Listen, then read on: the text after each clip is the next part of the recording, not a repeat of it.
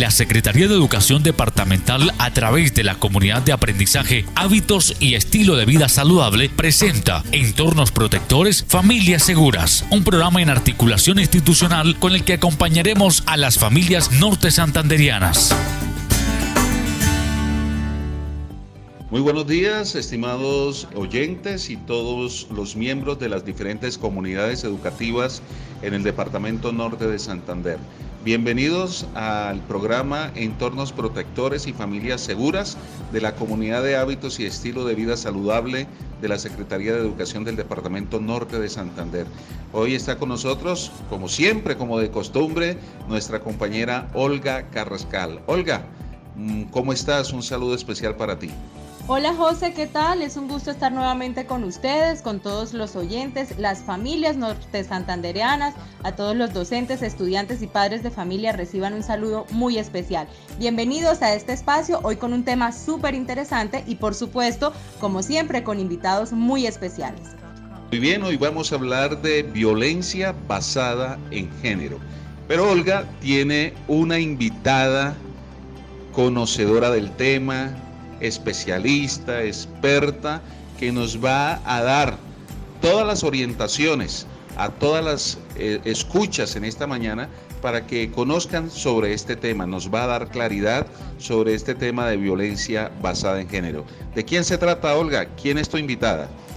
Así es, José Humberto, hemos escuchado en los últimos días noticias sobre cómo han disminuido, por ejemplo, los casos de violencia sexual en el país a raíz de todo este tema del COVID-19, pero han aumentado otros tipos de violencia. Hemos conocido cómo muchas mujeres están siendo víctimas de maltratos al interior de los hogares, así que hoy nos está acompañando una experta en todo este tema de género. Ella hace parte del programa de gobernabilidad regional de USAID y es conocedora, como usted lo dice, de todo lo que tiene que ver con este tema de violencia contra las mujeres, de todo lo relacionado con género. Así que es un gusto presentarla. Viviana Gaitán, bienvenida y gracias por aceptar esta invitación. Olga y José Humberto, muchas gracias por esta invitación. Para el programa de gobernabilidad regional es muy importante poder aportar a este trabajo tan importante que viene haciendo la gobernación, ¿cierto? Para llevar unos mensajes claves en estos momentos tan complejos que estamos viviendo. Muchísimas gracias por esta invitación y esperamos poder dejarles también algunos tips y elementos y aprendizajes importantes que sirvan para toda la comunidad, especialmente para todas las familias norte santanderianas. Bueno, doctora Viviana, excelente, de verdad que gracias por estar con nosotros. Vamos a hablar de violencia basada en género, pero arranquemos con una pregunta. ¿Qué es género, doctora Viviana? Bueno, pues creo que esa es una pregunta bien importante porque siempre hemos confundido algunos términos que incluso ha generado problemas a nivel nacional, incluso en la misma educación. Cuando nosotros hablamos de género, estamos hablando de las características sociales y culturales de roles que distinguen a los hombres y a las mujeres, ¿cierto? O sea, hay unos roles que nos distinguen, venga, usted es mujer porque se viste, actúa de determinada manera o porque la cultura lo ha determinado así. Lo mismo que en el caso de los hombres. Ejemplo, ha sido muy común que los hombres no pueden llorar porque no son menos hombres, son menos varonines, o las mujeres no tienen que ser mucho más femeninas y delicadas. Esos son roles que se han establecido y lo que nos identifica como hombre o como mujer. Eso es lo que hablamos como género, que es diferente a decir qué es las características biológicas que nos distinguen como hombre o como mujer, que es cuando se es hombre, cuáles son las características físicas, ¿cierto? Entonces los hombres tienen pene, tienen bigote, les sale barba, tienen voz gruesa. Las mujeres, entonces las mujeres tienen los senos, tienen vagina, tienen toda la contextura biológica para concebir, ¿cierto? Y su voz es una voz fina y tienen todo un elemento y comportamiento que físicamente está establecido. Esos son lo que nosotros llamamos las características biológicas. Pero el género, que es lo masculino y lo femenino, es lo que nos establece sobre todo los roles sociales y culturales. Bueno, Viviana, ¿cómo ha sido el comportamiento de todos estos casos de violencia? En los últimos años ha tomado muchísima fuerza todo lo relacionado con violencia contra las mujeres, se han levantado movimientos en contra del maltrato contra las mujeres, pero ¿cómo ha sido socialmente ese comportamiento? Hemos vivido en una sociedad históricamente machista y todo lo demás. ¿Cómo ha sido ese comportamiento de todo lo relacionado con la violencia de género, específicamente en nuestro país y en nuestras regiones, que como lo digo, son regiones que históricamente han sido conocidas por ese carácter machista que siempre las ha caracterizado? Muchas gracias, Olga. Es importante tener en cuenta que cuando hablamos de género, empezamos a hablar vamos a hablar de género, y en este sentido vamos a hablar de las mujeres y cómo efectivamente el rol que han ejercido históricamente las mujeres ha sido un rol que ha generado mucha violencia.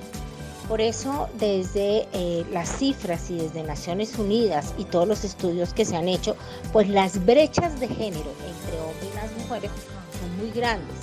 Efectivamente, las mujeres son las más pobres, las mujeres adultas sobre todo, y las mujeres rurales a nivel de educación tienen menores posibilidades. Tenemos menor participación política y toma de decisiones, incluso a nivel, si ustedes miran, a nivel de consejos, de alcaldías, de gobernaciones, del Congreso, incluso de presidencia. Nunca ha habido una mujer presidenta en Colombia, ¿cierto? O sea, ese tema de tomar decisiones y de las brechas en el poder tomar decisiones, pues realmente colocan a la mujer en un estado de inferioridad frente a los hombres en términos de índices de mejor calidad de vida. Y uno de los índices muy complejos es la violencia. La violencia en términos de cómo efectivamente ha sido normalizada por nuestra cultura el maltrato hacia la mujer, o cómo la mujer, por ser mujer, es objeto de propiedad alrededor de, y estos roles terminan maltratándola y violentándola. Cuando empezamos a hablar de que tenemos que ir cerrando brechas y de la necesidad de la igualdad del hombre y de la mujer, no por sus condiciones, sino por el solo hecho de ser seres humanos, los hombres y las mujeres son iguales, tienen los mismos derechos. Entonces esa diferencia en el derecho es lo que efectivamente movió todo un movimiento feminista y de las mujeres alrededor de el derecho al voto, el derecho a trabajar, el derecho a estudiar y por consiguiente el derecho a no ser violentadas, a una vida libre de violencias. Y desde ahí efectivamente se empieza a hablar de decir, venga, las mujeres necesitan y requieren una vida libre de violencias, no pueden ser discriminadas por el hecho de ser mujeres. Sin embargo, efectivamente la cultura machista de nuestro país pues sigue siendo muy marcada, a pesar de que efectivamente hay grandes avances. Colombia, en términos de medición, pues tiene un índice de equidad de género más o menos entre 149, ocupa el puesto número 40, que realmente dice, bueno, ha avanzado. Sin embargo, hay otros países que tienen mayores trabajos alrededor de este tema. Sin embargo, en el marco de la violencia, Colombia sí presenta cifras bien complejas. Les voy a decir y luego les digo en qué puesto está Norte de Santander.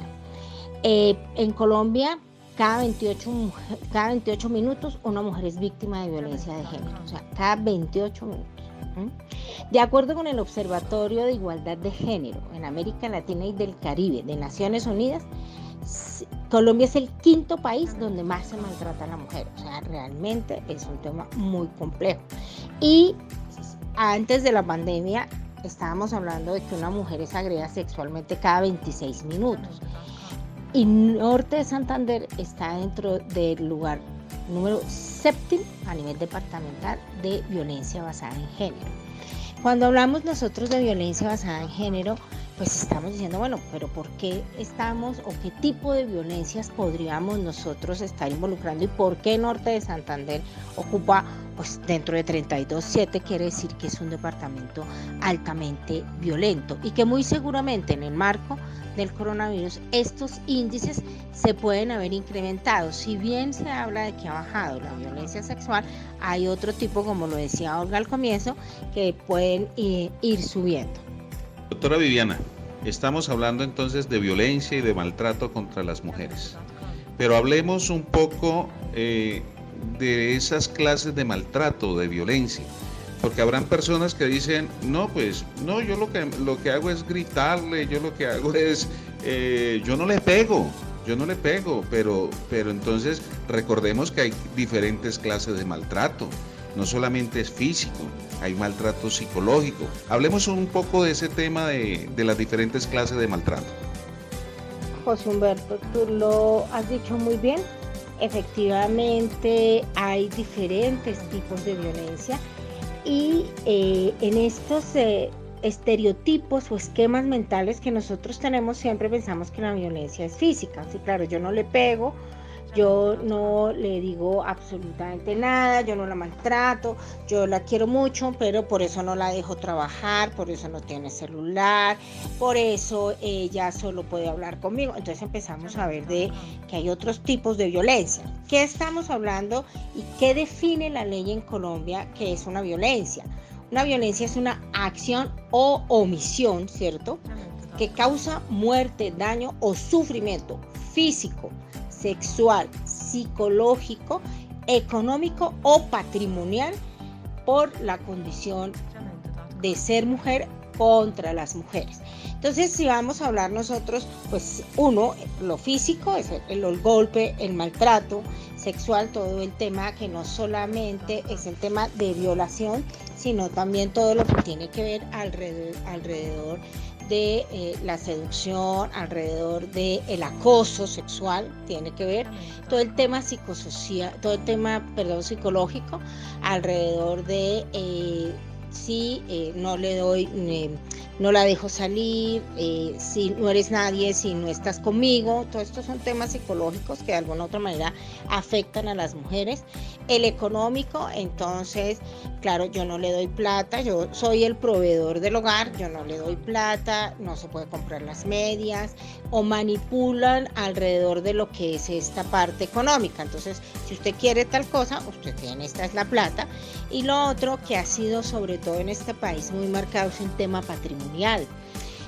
La propiedad y sobre todo la informal no está dada y no está titulada al nombre de la mujer, sino al nombre del hombre, y cuando hay informalidad eso es más grave porque no hay cómo probar que usted como mujer era propietaria. O sea, realmente el tema patrimonial en términos de tierra, en términos de bienes, para la mujer es mucho más complejo poderlo tener. Entonces, todos estos tipos de violencia son las que se están dando. ¿Qué es importante que tengamos en cuenta? Y es que la violencia intrafamiliar también es parte de las violencias basadas en género.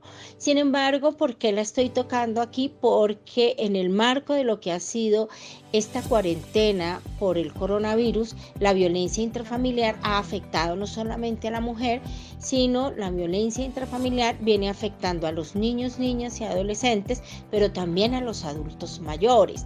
Y sobre todo porque los adultos mayores, ustedes han visto que para ellos las medidas han sido mucho más marcadas y complejas. Entonces, esta violencia basada en género y la violencia intrafamiliar se ha venido disparando, y por esto estos programas que ustedes hacen son tan importantes para que todos empecemos a tomar como conciencia interna en que este entorno protector que antes era la escuela tiene que ser el hogar, y cómo en el hogar tenemos que aprender a manejar estas violencias contra las mujeres, estas violencias contra los adultos mayores, estas violencias contra los niños, niñas y adolescentes que están en sus casas y que efectivamente pueden verse muy, muy afectados. Vivi, ¿cómo cambiar o cómo crear ese entorno protector, ese entorno seguro en el hogar a partir de la experiencia de los estudiantes? O sea, antes hablábamos de la violencia dentro de las instituciones educativas, pero usted lo acaba de mencionar, se han desplazado a los hogares. ¿Cómo lograr que todo este entorno o en el marco de una convivencia sana, de una convivencia donde se puedan evitar estos casos de violencia? ¿Qué decirle a las mujeres especialmente? Porque sabemos que hay muchísimas mujeres atrapadas ahí dentro de sus casas, atrapadas con un montón de situaciones, con niños, en fin, con un montón de cosas tan complejas que no le permiten ver más allá. Entonces, ¿qué decirle? Y qué decirle también a esos hombres machistas, maltratadores, que están ahí golpeando o maltratando emocional y psicológicamente a sus mujeres. Olga, mira, recetas no tenemos, sin embargo, yo sí creo que hay pautas claves alrededor de las cuales hay que trabajar para que el hogar se vuelva en un entorno protector y efectivamente no solamente para los niños, niñas y adolescentes, sino también para las mujeres y todos los que estamos alrededor de estas familias. Primero es que hay que empezar a hacer una distribución de las tareas. ¿Por qué la distribución de las tareas? Porque generalmente en las niñas, en las mujeres y en las adolescentes recaen las actividades de cuidado, ¿sí? Entonces nos hemos empezado a encontrar con que las mamás que tenían alrededor todo lo que es las actividades del cuidado, la cocina, el arreglo, el aseo, el cuidado seguramente de un enfermo, el cuidado del adulto mayor, el cuidado del bebé, pues tienen ahora también que acompañar a los hijos en estas tareas virtuales, si hay virtualidad, o a través de las guías y trabajos que están dejando las instituciones educativas.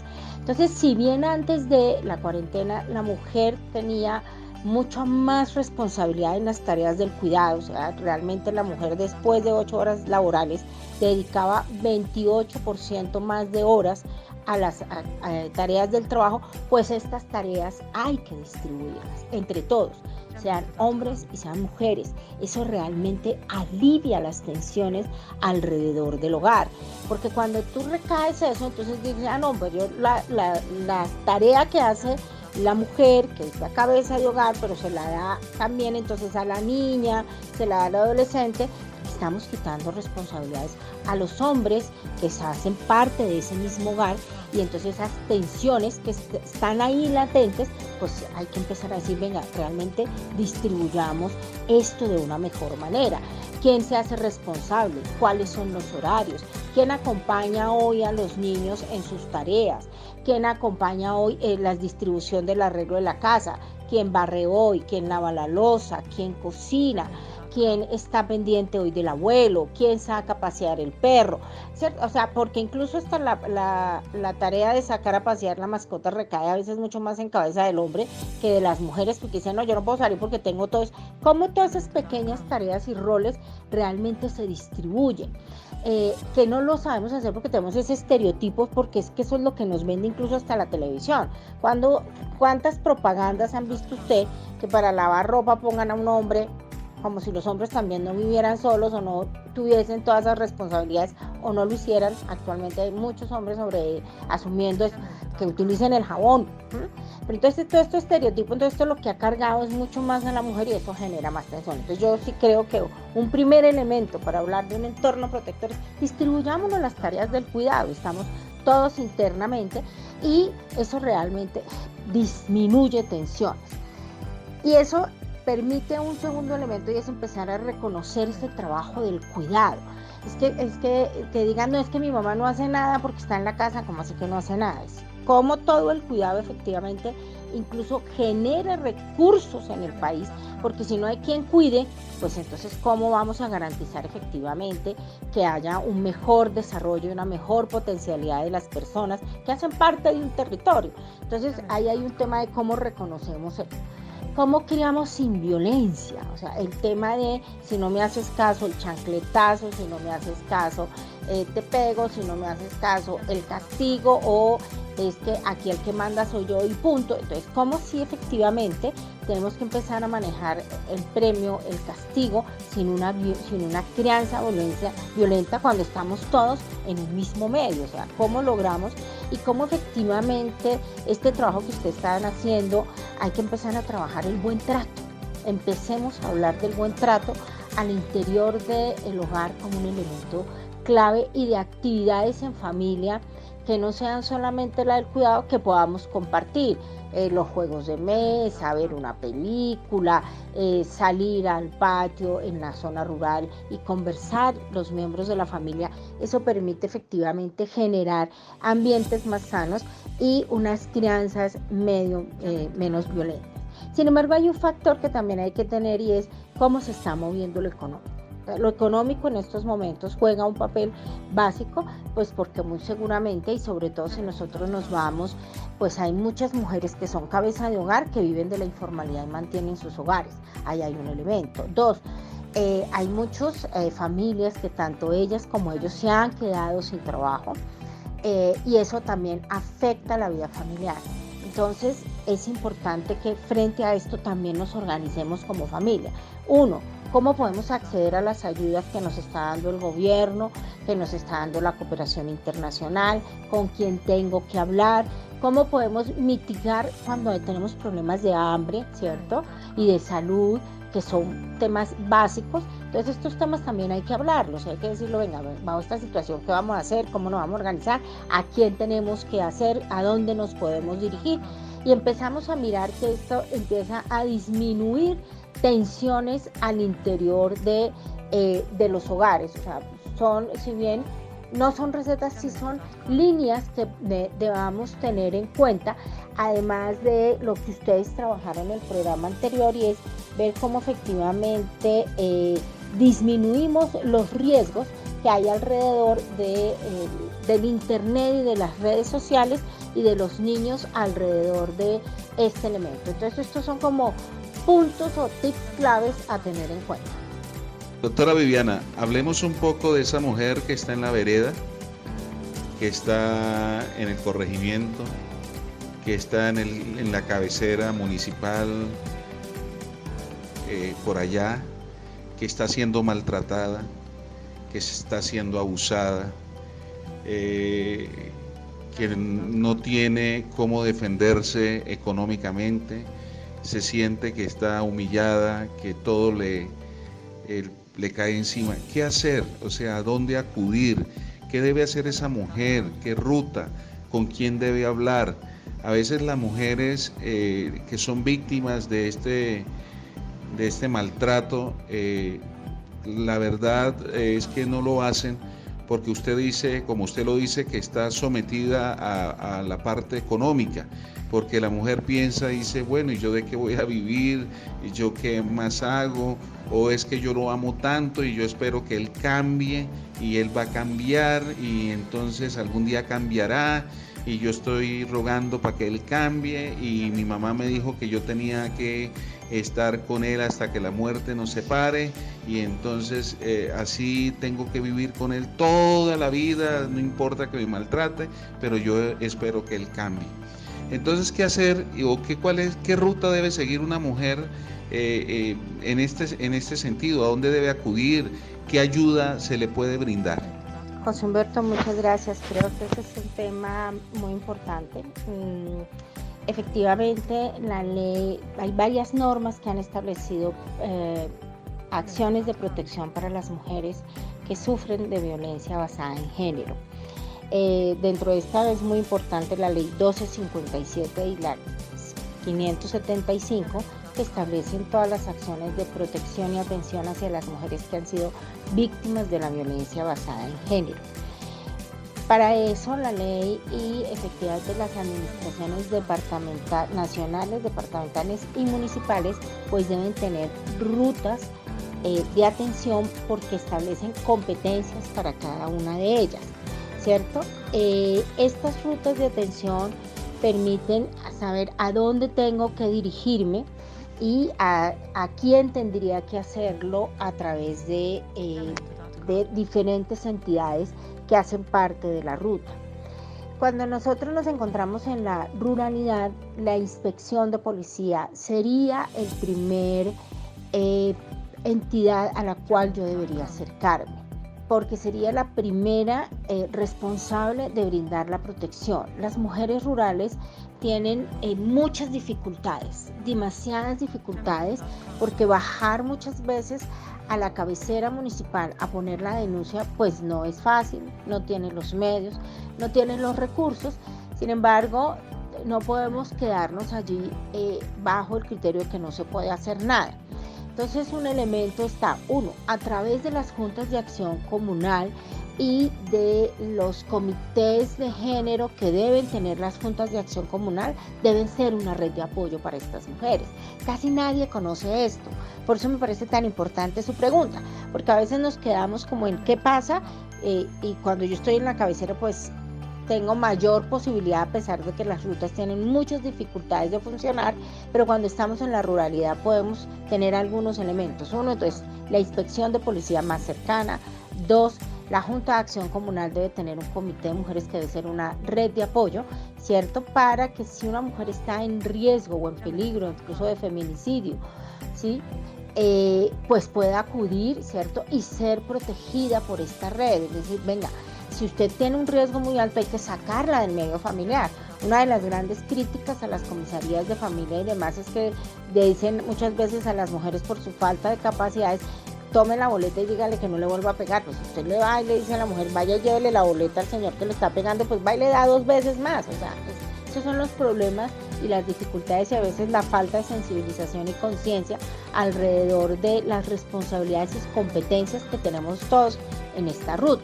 Entonces, cuando yo estoy en la ruralidad, pues yo puedo estar en la Junta de Acción Comunal. Ellos tienen una responsabilidad porque es la instancia administrativa que de alguna otra manera es reconocida por la administración, y está el comité de género. Ahí debe haber una red de apoyo. 2, las organizaciones de mujeres es clave. Es supremamente importante las organizaciones de mujeres porque ellas se buscan protección y redes de protección que la pueden acompañar. 3, es obligación de la comisaría de familia atender los casos. La mayoría de las comisarías de familia, incluso en el marco de ahora del COVID, sacaron el decreto 460 que obliga a las administraciones municipales a fortalecer las comisarías de familia y a que atiendan las 24 horas, ¿cierto? Porque generalmente dicen no, tienen horario de oficina, pero deben brindar en lo que establece ahora también en el COVID 24 horas. Las comisarías de familia deben contar con un equipo psicosocial, que es un trabajador social y un psicólogo que brinda apoyo, y deben mirar cuáles son las garantías para que las mujeres puedan denunciar y brindar ellas acciones de protección. La otra entrada que tienen las mujeres cuando tienen sobre todo violencia física o violencia sexual es a través de los operadores de salud, los hospitales, las EPS, las IPS. Ellas deben tener y ellos tienen que tener protocolos para atender a las mujeres. Entonces, hay un elemento, es que debería haber en las administraciones municipales y en las alcaldías estrategias como, por ejemplo, comisaría a la vereda, y garantizar el transporte del comisario y del equipo para que ellos puedan ir y hacer acciones no solamente de atención, sino también de prevención. Entonces, la comisaría de familia pasa a ser un actor muy importante en los municipios porque es el responsable de recibir las denuncias alrededor de lo que son las violencias basadas en género. ¿Para qué? Para que luego sean remitidas al ente competente de administrar justicia, que es la Fiscalía General de la Nación.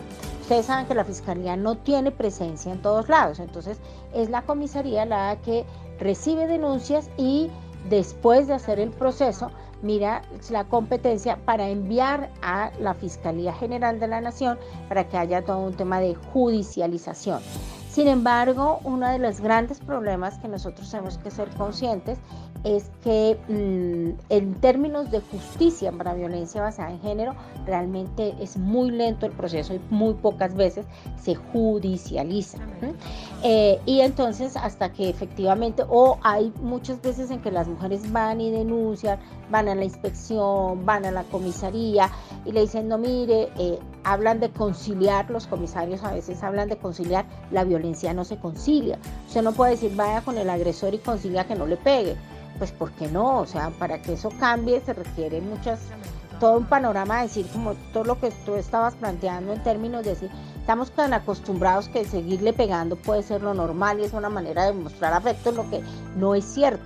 Entonces, en este sentido, la Comisaría de Familia, la Inspección de Policía, la Fiscalía, el ICBF para los niños, niñas y adolescentes, el hospital, la personería y la defensoría son actores claves para la atención y deben haber estrategias municipales para efectivamente atender.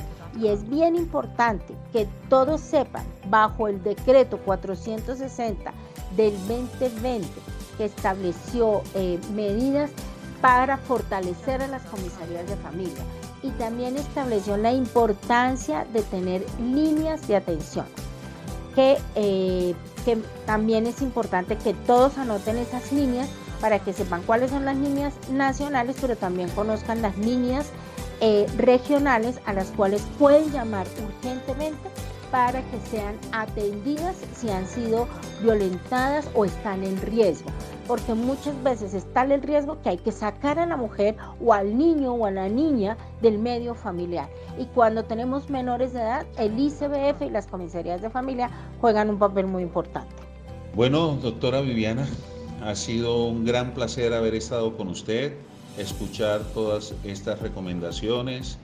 Gracias por todo el abordaje en este tema. Les agradecemos a todos nuestros oyentes. Y un último mensaje, doctora Viviana, para las mujeres, para las niñas, para las jovencitas, para todos los miembros de las comunidades educativas, y también un mensaje para los hombres. ¿Cuál sería ese mensaje de usted?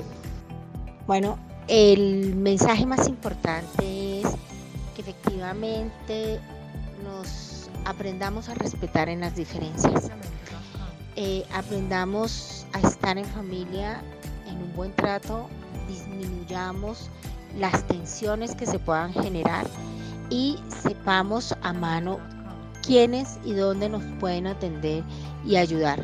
No más violencia contra las mujeres, no más violencia contra los niños, niñas y adolescentes y contra los adultos mayores.